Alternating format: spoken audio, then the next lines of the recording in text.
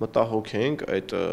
վարչարությամբ, այդ շատ խիստ վերահսկողությամբ։ Անշարժ գույքի գործակալություններն են։ Պետությունը որոշել է բացել էլեկտրոնային միջտեմարան, որտեղ քաղաքացին, երբ ուզենա վաճառել կամ վարձով տալ տունը, պարտադիր պետք է նույնականացնի, վճարելով 5000 դրամ։ Հետո միայն որևէ հարթակում կարող է տեղադրել հայտարարություն կամ դիմել անշարժ գույքի գործակալին։ Ստացվում է, որ պետական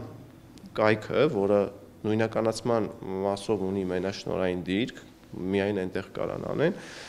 ցանկացած քաղաքացու վերջում խորհուրդ է տալիս կամ ուղղորդում է այդ հարթակները։ Սեպտեմբերին է ազգային ժողովում առաջին ընթերցմամբ ընդունվել ռիելթորական գործունեության մասին օրինագիծը։ Գոյություն են բազմաթիվ էլեկտրոնային համակարգեր, որտեղ անշարժ գույքերը ցուցակագրվում եւ վաճառվում են, բայց միևնույն ժամանակ ցանկանայի նշել, որ ցուցակագրվում են այդ կայքերում առանց որևէ ստուգում անցնելու եւ բավականին մեծ են այն դեպքերը, երբ ցուցակագրված գույքերի վերաբերյալ տեղադրվում են ոչ ճշգրիտ տեղեկատվություն, որն էլ իր հերթին թյուրիմացության կամ շփոթմունքի մեջ է գցում այն անձին, ով հետաքրքրված է տվյալ գույքով եւ ցանկություն ունի ձեռք բերել այդ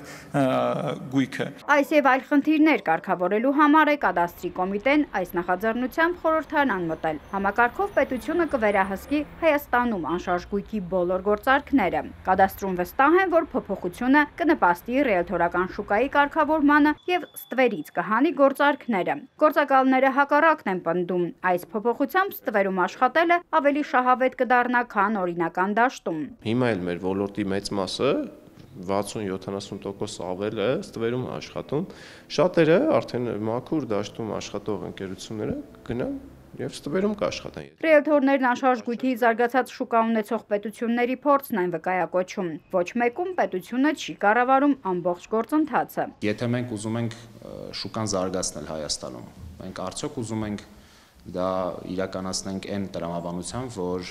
շուկա վերցնենք ռիելտորներից եւ ասենք ֆիզիկական անձին թող ինքնուրույն դրանք իրականացնեն։ Պետությունը վերահսկողության տակ է առնում միայն իրավաբանական անձանց, սա մյուս մտահոգությունն է։ Սոցիալական ցանցերում եւ այլ հարթակներում անշարժ գույք վաճառող կամ վարձակալությամբ հանձնող որևէ անհատ գործակալի չի վերահսկելու։ Եթե պայմանական խոսենք էլի զարգացած երկրների շուկաներից, այնտեղ պետությունը նաև այնպես է անում օժանդակում է, որ գործարքները ռիելթորների միջոցով տեղի ունենան եւ այդ գործարքները վերահսկելի լինեն, պրոֆեսիոնալ լինեն։ Ռիելթորական ընկերությունները պետք է պարտադիր լիցենզավորվեն, ըստ օրինագծի։ Ես հարց եմ ուղղել մեր հարգարժան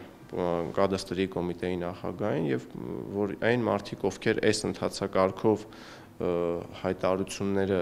չեն տեղադրի, այլ հարթակներում կտեղադրեն, չեն նույնականացվի, լիցենզիա չեն ունենա, ինչ պետք է արվի, պատասխանը այսպեսին էր, որ դա իմ պատասխանատվության տիրույթում չի, ես շատ կուզեմ իմանամ, թե ում պատասխանատվության տիրույթում է։ Գործակալի ֆունկցիան դառնում է պետության մենաշնորհը։ Օրինագծի նպատակը պետական բյուջեի ավելացումն է, նաև անշարժ գույքի ոլորտում տեղեկատվության ու ծառայությունների թափանցիկությունը։ Կձևավորվի նաև անշարժ գույքի միասնական տեղեկատվական բազա։ Ռիելթորները դեմ չեն այս ամենին, բայց խնդիր են տեսնում։ Պետությունը քաղաքացուն ուղղորդում է իր ստեղծած հարթակում գործարք անել, այնինչ մարդն ինքը պետք է որոշի, որ ծառայության համար ում եւ ինչպես դիմել։